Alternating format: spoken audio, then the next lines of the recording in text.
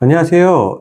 오늘 영상은요, 제가 매주 월요일 날은 건물 투자에 대한 기초적인 부분부터 실전적인 부분까지 제가 강의를 연재한다고 말씀을 드렸고요.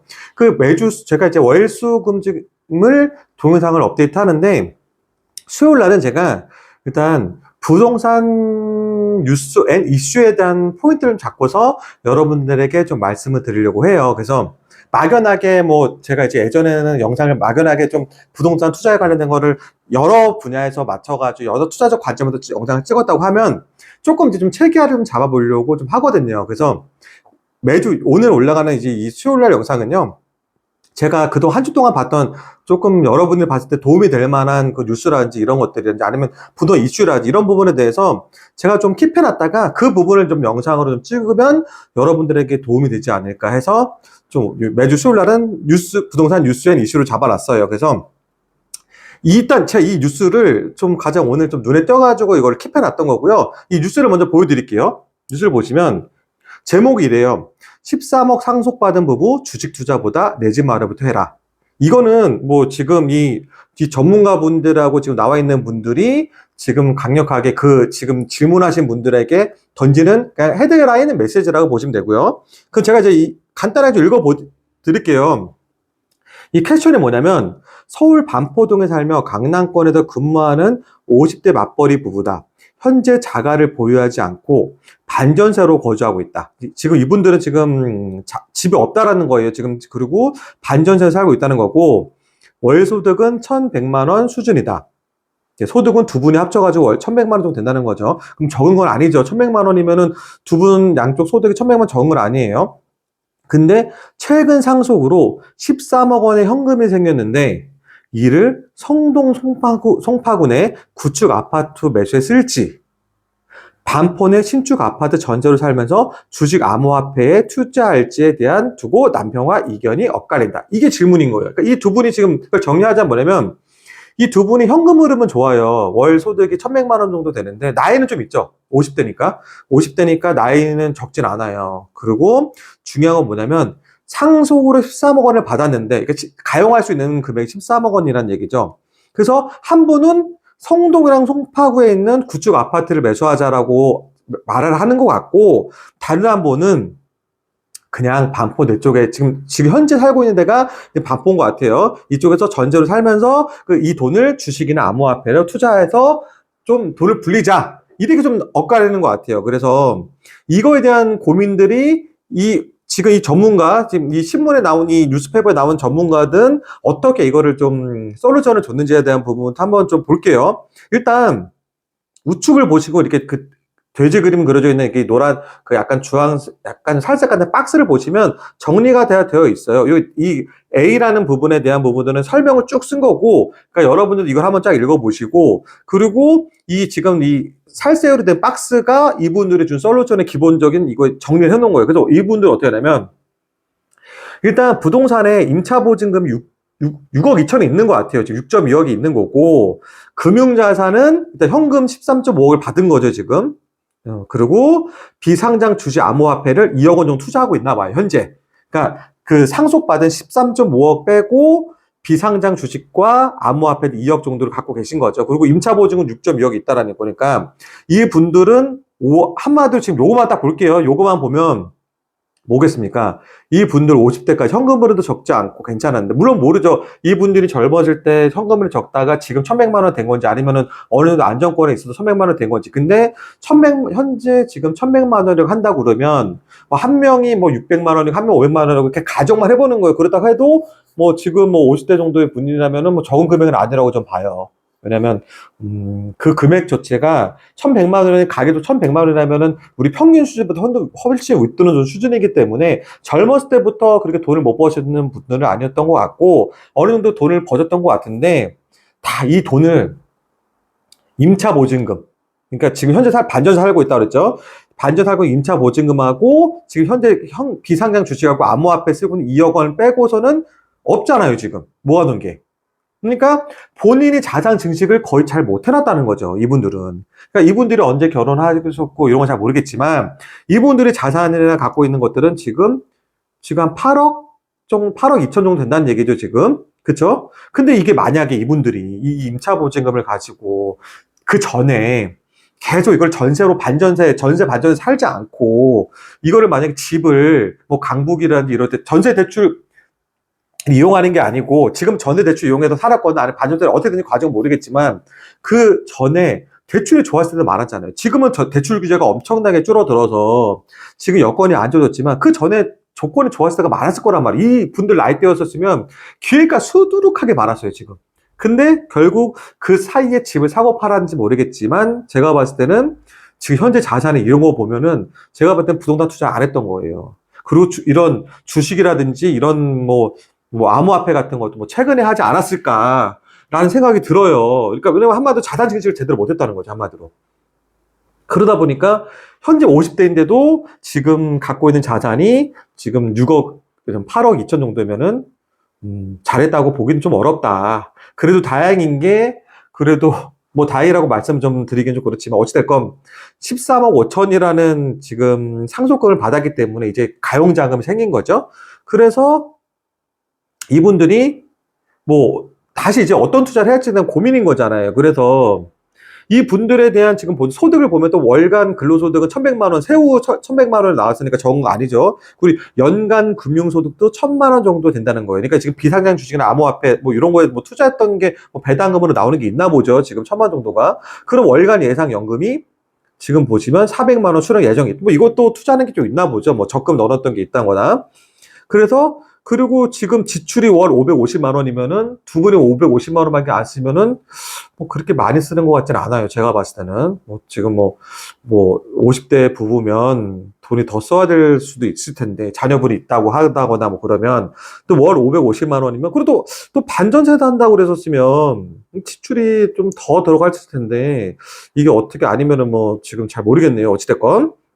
그래서 지금 보시면 돈도 잘 벌어요. 실제적으로 보면 돈도 잘 벌고 이런 게 있었는데 왜 이거 부동산 투자로 연결되지 않았을까? 이런 게 좀 아쉬운 게 있어요. 그래서 지금 이거는 제가 지금 이런 분들에 대한 이 분은 솔직히 제가 이 입장이라면 전 되게 좋을 것 같아요. 할 게 많습니다. 제 입장에서 봐서. 할 게 많은데 지금 이 영상을 보시는 분들은 조금 이걸 뭐 오해하시면 안 돼요. 제가 지금 이 전문가라고 나오시는 분들에 대한 이 솔루션이 뭐 좋다 나쁘다라고 말하고 있지 않지만 저는 이렇게 안 할 거라는 말씀을 드리는 게 포인트이기 때문에 지금 이분들은 이렇게 했어요. 상속금 13억 원에 대한 활용 솔루션 이렇게 얘기했어요. 가용 예산 총 24억 원이잖아요. 왜냐면 13.5억이 있고 비상장 주식 암호화폐 그리고 임차 보증은 반전세에 있다고 그랬잖아요. 그러면 이거를 다 합치면 이 계산기로 좀 두들겨 저 계산기도 이렇게 옛날식 계산기를 씁니다 저는. 그래서 13.5억 그리고 6.2억 더하기 2억이니까 한 21억 정도 되네요. 지금 22억이 좀 안 되네요. 다시 한번 계산해 볼게요. 혹시 또 계산 잘못하면 안 되니까.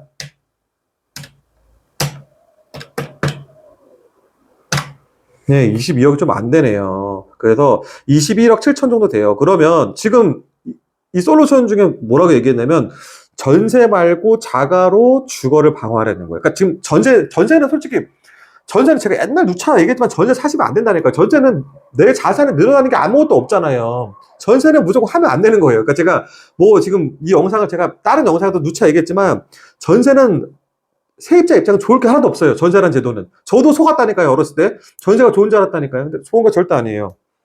어찌됐건 가용 예산을 총 투입해서 총 24억 원의 송동구 옥수동 아파트를 매수하라는 거예요. 지금 이 전문가들은 이렇게 얘기한 거예요. 그리고 포트폴리오를 재편하라는 거예요. 주식, 채권, 대체 투자 3대 3 분산 투자를 하고 변동성이 큰 암호화폐 추가 투자를 지향을 하고 대체 투자는 리츠 금 편입을 고려하라는 거예요. 자, 저는요, 글쎄요, 이거를 지금 보시면 24억 원이면은요, 지금 보시면, 자, 보겠습니다. 이 기사에 나와 있지만, 자, 예산 범위, 이게 왜냐면 대출을 받는 거예요. 대출이 우리가 많이 받고 싶다 나올 수가 없어요, 지금. 대출을 많이 받을 수가 없기 때문에 대출을 받으면, 자, 지금 이 기사에서 보시면 부부의 직장인이 양재역과 교대역과 접근성이 뛰어난 지하철 3호선 라인이래요. 3호선 라인. 그러니까 3호선, 옥수역이 3호선이잖아요. 그래서 이 전문가는 옥수역 3호선에 대한 얘기를 했어요. 그러면 지금 반포보다는 어찌됐건 지금 출퇴근 거리가 멀어지는 거죠. 지금 저는 일단 여기서부터 말이 안 돼. 제 입장에서는. 말이 안 되고요. 예산 범위 24억 원 내에서 검토 가능한 최적에 대한은 레미안 옥수 리버젠 59제곱미터. 일단 24평인 거죠. 24평. 이 지금 이 분이 지금 현재 살고 있는 그 전용 평수가 어떻게 될지 모르겠지만, 이 59제곱미터로 가라라는 것부터 집을 내가 봤을 때는 지금 이분들이 이렇게 집을 적게 살까 싶은 생각이 드는데, 어찌됐건, 59제곱미터, 그러니까 25평형으로 가라는 거고, 옥수 삼성 아파트라는 곳은 전용 84제곱미터밖에 안 된다는 가격인 거예요. 24억 원이라는 이 가용 금액으로 내가 할 수 있는 최적에 대한 지금 선택이 지금 뭐냐면, 옥수 리버젤 아파트 59제곱미터, 옥수 삼성 아파트 84제곱미터, 이 선택권을 내놓은 거예요, 이게. 일단 여기서 뭐냐면, 직장이랑 거리는 멀어졌죠. 그러니까, 근데 이 분들이 왜 이런 얘기를 했냐면, 지금 뭐냐면, 반포 쪽에 전세가가, 호가가 지금 59제곱미터가 16억, 17억 된다는 거예요. 거기에도 돈을 바닥에 깔지 말라는 얘기를 하는 거예요. 근데 여기서부터 좀 잘못된 것 같아요. 왜 맨날 자꾸 전세만을 생각을 하냐고요, 전세를. 전세는 꼭 없어질 제도기도 하고, 전세 대출도 나오지도 않고, 전세는 남 좋은 일, 남의 레버리지를 이용해 주시는 거라니까요, 전세는. 자, 지금 집주인이 이 16억, 17억을 받을 수 있습니까, 대출로? 주택으로? 받을 수가 있어요, 지금? 주택담보대출이 지금 현재 서울 내에서 16억, 17억을 받을 수가 있습니까, 지금? 전세로 그 사람들한테 레버리지를 만들어주는 거예요, 이거를. 그러니까 지금 전문가라고 하는 분들이, 이분들은 말을 좀 들으면 오해하겠지만, 이 생각, 사고가 여기밖에 안 가는 거예요, 이게. 그러니까 제 영상을 보시는 분들은 최소한 그런 분들이 아니라고 저는 생각이 들고, 생각의 틀을 좀 넓히는 방향으로 했을 때라는 생각을 하면서, 자, 저도 옛날에는 그랬어요. 단순하게, 근데 머릿속에 전세라는 제도를 없애버리면 생각의 틀이 넓어집니다, 일단. 그리고 전세는 내가 집주인으로 내가 이용하는 거죠. 내가 세입자로 이용하는 게 아니란 말이에요. 자, 그러면 제가 할 수 있는 방법에 대한, 이분들은 지금 솔루션 내는 게 지금 24억 원 아파트를 매수하라는 거잖아요. 지금이라도 아파트를 매수해라. 이거잖아요, 지금. 그래서 직장 거리 좀 멀더라도 3호선 라인에 요걸 하라는 거잖아요, 지금. 저는 그렇게 안 할 것 같아요. 저는 제가 저한테 컨설팅이 이렇게 오면 전 절대 이렇게 말씀드리지 않아요. 저는 이거 제 입장이니까 제가 말하는 게 정답은 아니니까 오해하지 마세요. 오해하지 마시고, 일단은 제 솔루션 이래요. 1차적으로 뭐냐면, 가용할 수 있는 금액이 꽤 커요. 지금 21억 7천이 있잖아요, 지금. 근데 보세요. 21억 7천에서 내가 가용할 수 있는 금액에 대한 부분들이, 이걸 다 쓰면은 내가 살 짐은 없어지는 거잖아요. 이게 왜냐면 임차 보증금 6.2억도 들어가 있는 거니까. 그래서 21억 7천에서 저는 일단 월세로 전환한다고 보거든요. 월세로. 저는 이제 월세를 사는 거죠. 제가 말씀드렸잖아요. 세입자로서는 전세보다는 월세가 훨씬 유리하다. 내 전세 보증금도 지킬 수 있는 게, 보증금도 지킬 수 있는 게 월세다. 그러면 월세를 맥시멈 3억으로만 잡을게요. 저는 그냥 좀 월세 1억으로만 하고 싶거든요, 솔직히. 월세 1억? 그럼 월세 1억이면은 말씀드린 3호선 라인. 3호선 라인으로 어차피 지금 지금 3호선 라인을 보내려고 하잖아요, 멀리서. 그럼 월세 1억에 대항하는, 지금 살고 있는 곳보다 조금 월세에 대한 비용이 부담이 된다면, 어찌됐건 말씀드렸던 옥수동이라고 하면 1억 원대에 맞는, 4억 원대에 맞는 그 월세를 찾으면 되겠죠. 그러면은, 제가 봤을 때 24억 정도 된다고 그러면, 월세가 보증금 1억 정도면 한 400만 원 정도 될 것 같은데, 그 정도로 찾는 거죠. 400만 원 정도로. 그러면은 월세 부담 400만 원 너무 부담되지 않겠냐? 그쵸? 부담될 수 있죠. 그럼 다른 데서 뽑아야죠. 지금 왜냐면, 내가 지금 지금 집이 없잖아요. 부동산이 없잖아요, 지금. 부동산이 없는 게 가장 큰 맹점이란 말이에요. 근데 가용 금액이 21억 7천이 있다는 건 굉장히 큰 거란 말이에요. 이분들은 이걸 먼저 지각을 해야 돼요. 내가 쓸 수 있는 가용 금액, 현금이 21억 7천을 갖고 있다는 거에 대해서 내가 어떻게 쪼갤지에 대한 부분들의 생각을 딱 넓혀야 된단 말이에요. 그리고 내가 부동산이 없잖아요, 지금. 부동산이 없다 보니까 일단은 월세 금액 빼요. 월세 금액 21억 7천 월세 금액 빼면은, 내가 만약에 예를 들어서 아까 1억 원이라 했지만, 그래, 내 월세가 부담되니까 3억 원까지 가겠다. 그러면 3억 원 빼보겠습니다. 그러면 18억 7천이 남잖아요. 18억 7천 남아요. 내가 가용할 수 있는 금액이 18억 7천. 근데 7천도 빼버릴게요, 그냥. 7천도 뺄게요, 그냥. 제가 왜냐면 7천도 그냥 안전마진으로 갖고 쓰는 현금도 좀 필요하니까. 현금 많이 들고 있을 필요가 없어요. 현금을 너무 많이 들고 있으면 안 돼요. 그러니까 현금도 지금 현금 가치가 너무 많이 떨어지다 보니까 현금을 그래도 비상 자금은 필요해요. 그래서 7천을 뺄게요. 그럼 18억. 그러면 18억. 내가 일단은 주거 할 수 있는 곳이 월세 보증금 3억이, 1억에서 3억 사이를 두고 내가 이제 월세를 사는 거죠, 이제. 월세 사는데 이분들은 지금 월세 살 만큼 충분하게 지금 소득도 되고 나오는 것도 많아요. 지금 괜찮아요, 이분들 제가 봤을 때는. 그러면 이 18억을 어떻게 쓸 것이냐? 할 게 너무 많죠. 너무 많아요. 지금 이 분들 집이 없잖아요. 집이 없지만 이 18억으로 집도 생길 수 있고 건물까지 살 수 있단 말이에요. 자, 이거 어떻게 나누겠냐? 13억과 5억. 왜냐면 이걸 어떻게 쪼갤 거냐면은 이 13억과 5억을 쪼갰거든. 이 13억과 5억을 어떻게 쓸 거냐? 이 5억은요, 재개발을 살 거예요, 재개발. 재개발. 이분이 무주택자잖아요. 무주택자. 그 5억이면 갭을 이용해가지고, 내가 있잖아요. 아까 그랬잖아요. 갭을 이용해가지고, 그러니까 전세를 하는 거는요, 내가 주인일 때 이용하라고 그랬잖아요. 그쵸? 세입자를 할 때 이용하는 게 아니고. 그래서 5억은 갭을 이용해 재개발 살 거예요. 재개발 어디로 살 거냐? 가장 좋은 재개발, 노량진, 그리고 알아보는 거죠. 자양동 일대, 그리고 신길동 일대. 알아보겠어요. 이 5억을 가지고 살 수 있는 초기 재개발에서도 조금 진전된 거 충분히 살 수가 있어요. 알아보면은요. 그러면 현재 지금 분위기가 뭐냐면 재개발이 무섭다고만 생각하니까 사람들이 지금 뭐 그게 뭐가 날아갈 것 같고 그래서 그런 것 같은데 절대 그렇지가 않아요. 재개발을 제가 여기서 지금 이 영상에서 모든 재개발에 대해서 뭔가 다 말씀드릴 수는 없지만 재개발을 공부를 좀 해보잖아요. 재개발처럼 안정적인 것도 없어요. 여러분들이 보시기에 재건축은 안정적으로 보이는 걸 착각하고 있는 거예요. 재건축과 재개발하고 안정성에 대한 부분들은 서로 편차가 없어요. 왜냐면 이 조합원의 갈등과 여러 가지 이해관계 갈등 때문에 이게 진행이 안 되는 거지 이게 재건축이기 때문에 잘 되고 재개발 안 되는 게 아니란 말이에요. 그래서 저는 이 5억을 재개발 투자할 거란 말이에요. 그러면 이분들이 지금 나이가 지금 50대니까 재개발 뭐 한 10년 정도 될 만한 것들 찾는 거죠. 공부를 좀 하셔야 되는 거죠. 부동산 투자에 대한 거를 거저 먹으려면 안 돼요. 당연히 공부하셔야 되는 거죠. 그러면 내가 만약에 5억이고 내가 만약에 갭을 3억 정도 이용할 수 있어 한 8억짜리 정도를 산다고 가정해보면 괜찮은 걸 살 수 있어요. 그러면 걔가 나중에 아파트가 되는 거잖아요. 신축 아파트가 되는 거거든요. 이 돈으로요, 구축 아파트, 이미 오를 대로 오는 구축 아파트 사는 게 아니고요. 신축 아파트 그 포텐셜 에너지가 재개발은 엄청나게 있는 거라면 엄청나게. 그래서 저는 이 돈 쓸 거고, 그럼 아까 13억 남았잖아요. 13억. 13억. 전 13억 남은 걸 어떻게 쓸 거냐? 저는 건물을 사겠습니다. 건물을. 그럼 건물을 어떻게 대출을 받냐? 법인으로 사는 거죠. 그러면 13억을 70% 대출을 받는다고 가정하면은요. 70%. 자, 한 40억 초반대까지 살 수 있어요. 40억 초반대. 그러면 보수적으로 한 40억까지만 산다고 하면 40억. 그러면 이거 너무 이자나 뭐 부담되지 않겠어요? 아니죠. 건물은 상업용 부동산이잖아요, 여러분. 상업용 부동산이기 때문에 이거를 이자를 다 커버해 주는 걸 사야 되는 거죠, 당연히. 당연히 그래 살 거예요, 그렇게. 당연히.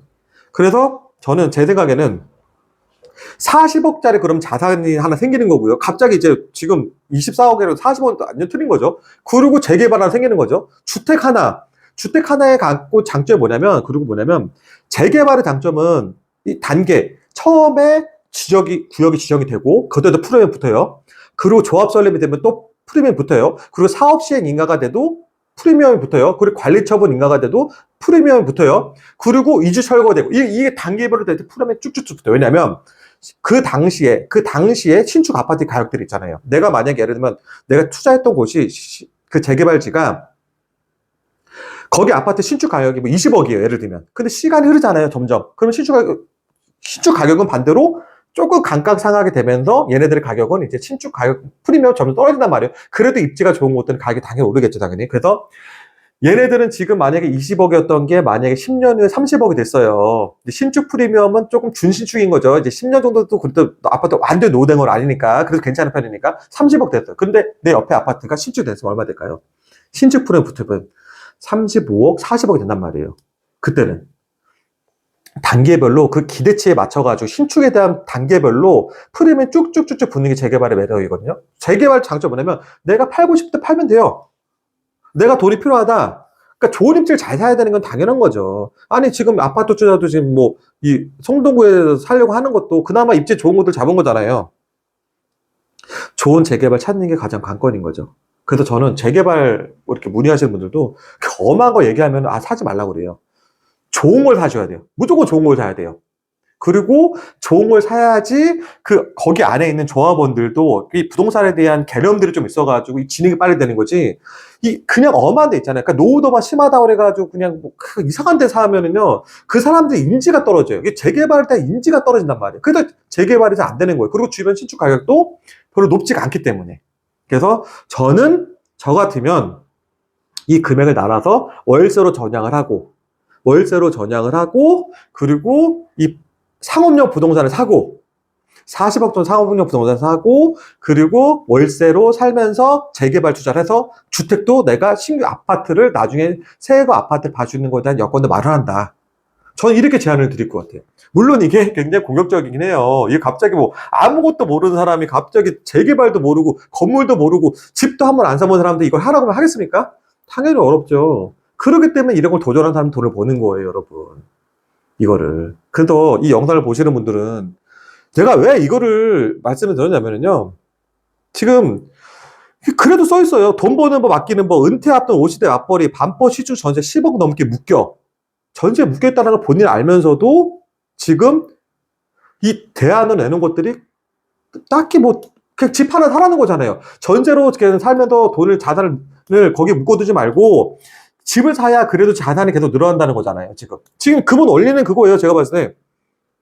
그러고 나서 집 산 다음에 여윳돈 있으면 주식 채권도 대체 투자도 분산하라 이거예요. 근데 저는 요것도 좀 약간 저는 완전히 투자 마인드가 다르기 때문에 저는 이렇게 생각하지도 않아요. 근데 뭐 이것까지 제가 얘기하면 너무 영상이 길어질 것 같아가지고 이 정도 정리를 하는 게 나을 것 같아요. 그래서 저는 정리하자면, 자, 이거를 한 번 하기 쉽지가 않죠. 당연히 어렵죠, 여러분. 근데 알아야 돼. 이거를 제 영상을 보는 분들은 저 사람 왜 저런 얘기를 하지?